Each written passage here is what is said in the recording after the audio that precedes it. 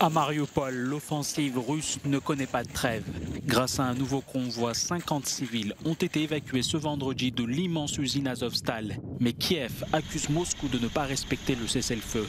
Samedi matin, l'état-major des forces armées ukrainiennes a affirmé que l'armée russe avait continué vendredi son offensive contre la Syrie Azovstal, en dépit du cessez-le-feu annoncé par Moscou.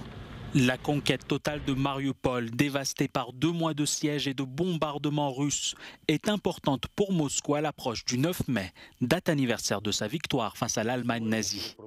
Les forces russes ont, dans certaines zones, avec le soutien de l'aviation, repris les opérations visant à prendre le contrôle de l'usine Azovstal, a indiqué un représentant de l'armée ukrainienne. Une vidéo diffusée jeudi par le régiment ukrainien Azov montre les offensives russes contre la Syrie Azovstal. Le régiment a accusé les militaires russes d'avoir visé une de ces voitures impliquées dans l'opération d'évacuation de civils, tuant un soldat et faisant 6 blessés. À l'est de l'Ukraine, les forces russes poursuivent leur offensive dans la région de Kharkiv. Cette région, située à la frontière russe, ravagée par la guerre, a été partiellement occupée, mais Kiev accentue ses efforts pour reprendre le contrôle. Selon le ministère américain de la Défense, une contre-offensive ukrainienne a repoussé en début de semaine les forces russes à environ 40 km à l'est de la ville de Kharkiv. Mais les conséquences de la guerre sont très lourdes, comme ici dans la petite ville de Zolokiv, où les habitants ont commencé à recenser les dégâts causés par le conflit. Dans cette commune d'environ 8000 habitants, plus de 700 maisons et bâtiments ont été détruits lors des combats. De son côté, le ministère russe de la Défense a indiqué vendredi que Moscou avait fourni de l'aide humanitaire dans la région de Kharkiv. Bien qu'elle compte de très nombreux russophones, Kharkiv, la deuxième plus grande ville ukrainienne, n'est toujours pas tombée sous le contrôle de Moscou. La Russie doit faire face devant la justice à ses crimes de guerre. C'est la conclusion du rapport d'Amnesty International qui a enquêté sur les nombreuses exactions russes commises en Ukraine. Des centaines d'exécutions sommaires, de cas de torture et de situations de bombardement sur des immeubles civils ont été prouvées et documentées par l'ONG. Nous savons que les crimes commis contre les personnes vivant autour de Kiev, dont nous rendons compte aujourd'hui, ne sont pas simplement anecdotiques, accessoires ou collatéraux. Nous savons qu'ils font partie d'un schéma qui caractérise la conduite des hostilités par la Russie depuis le début. Un schéma répété, de grande ampleur et à l'impact dévastateur.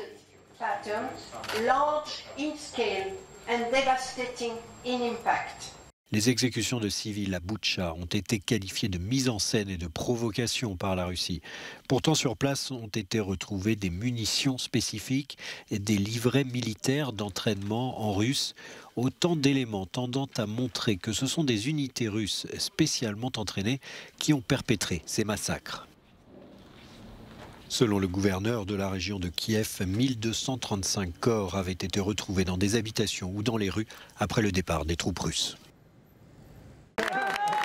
Les travaillistes britanniques ont de quoi se réjouir. Ils viennent de décrocher des victoires très symboliques aux élections locales. Dans leur escarcelle à Londres, les conseils de Westminster aux mains des conservateurs depuis leur création en 1964. Si elle renforce son emprise dans la capitale, l'opposition obtient des gains plus limités en dehors de Londres. Les conservateurs, eux, sont en net recul, mais les scandales n'ont pas donné lieu à l'effondrement tant redouté. C'est la mi-mandat et ce sont certainement des résultats mitigés. Nous avons eu une nuit difficile dans certaines parties du pays, mais d'un autre côté, dans d'autres parties du pays, vous voyez toujours des conservateurs aller de l'avant et faire des gains assez remarquables dans des endroits qui n'ont pas voté conservateur depuis longtemps ou même jamais. Pour la première fois depuis les révélations des faits à la résidence du Premier ministre pendant les confinements, les électeurs avaient le pouvoir de sanctionner le gouvernement. Je pense que le gouvernement ne s'est pas très bien comporté et un certain nombre de membres du cabinet en particulier ne se sont pas très bien comportés du tout. Et c'est une sanction à ce niveau-là. Je pense aussi que les gens sont moins naïfs concernant ce à quoi ils peuvent s'attendre d'un gouvernement conservateur. À mon avis, c'est une situation normale pour des élections partielles. Chaque gouvernement traverse une période difficile pendant ce scrutin. Mais évidemment, en ce moment, je pense que c'est pire à cause du manque de confiance qu'ont les gens dans le gouvernement. Au total, selon des résultats encore partiels, les conservateurs perdraient 11 conseils et plus de 200 sièges, tandis que les travaillistes remporteraient 7 conseils et plus de 120 conseillers. Avec au moins 22 morts, le bilan est déjà lourd. À Cuba, une puissante explosion a partiellement détruit vendredi un hôtel de luxe historique du centre de la Havane. D'après les premières constatations, l'explosion a été provoquée par une fuite de gaz, a précisé la présidence cubaine. Selon les autorités, des survivants pourraient se trouver sous les décombres. Nous n'avons pas interrompu les recherches et il pourrait y avoir encore des personnes coincées sous les décombres. Le problème, c'est que la bonbonne de gaz rend la tâche très difficile, car elle met en péril notre opération de sauvetage. Nous voulons sauver les gens et non pas provoquer une autre catastrophe. Selon le ministère de la Santé, au moins 74 personnes ont été blessées. Parmi elles se trouvent 14 enfants. Emblématique établissement de la vieille Havane, l'hôtel Saratoga en travaux était fermé depuis 2 ans. Mais à l'intérieur se trouvaient des ouvriers et des employés en train de préparer sa réouverture, prévue pour le 10 mai. Comme on peut le voir sur cette vidéo amateur, les 4 premiers étages de l'hôtel ont été soufflés par l'explosion. Plusieurs véhicules ont été détruits à proximité de cet hôtel, connu pour avoir hébergé ces dernières années plusieurs célébrités dont Beyoncé et Madonna.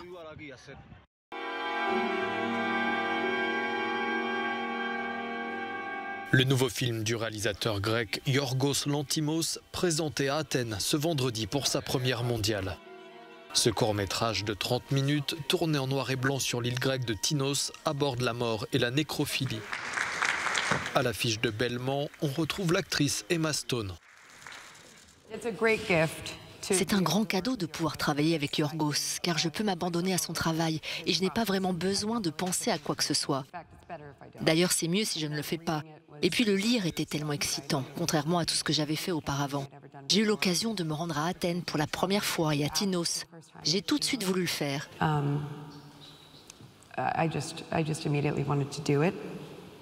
Est-ce que c'est la chose la plus artistique que j'ai faite? Je pense que oui. Emma Stone incarne dans ce film entièrement muet une jeune veuve qui organise une veillée funèbre pour son défunt mari dans une maison traditionnelle grecque.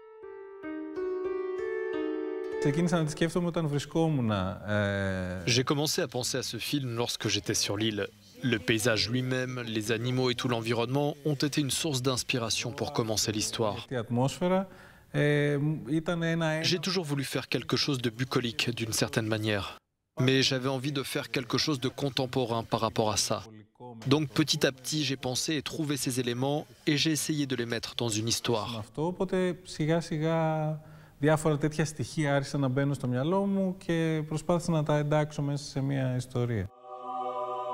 Belmont sera projeté à l'Opéra national de Grèce jusqu'au 8 mai prochain.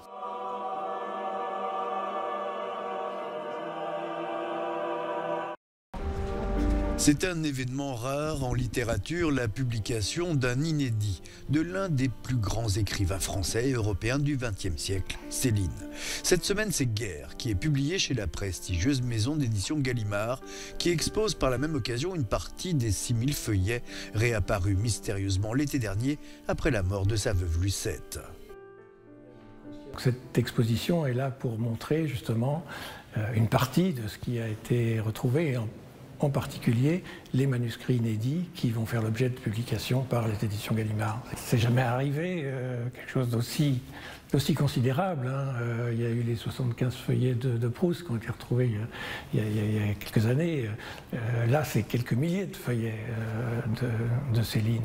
L'auteur de Voyage au bout de la nuit est à la fois admiré pour son style exceptionnel et maudit pour son antisémitisme revendiqué pendant la Seconde Guerre mondiale. En tout cas, ces feuillets sont une mine d'or pour les amateurs d'histoire et de littérature.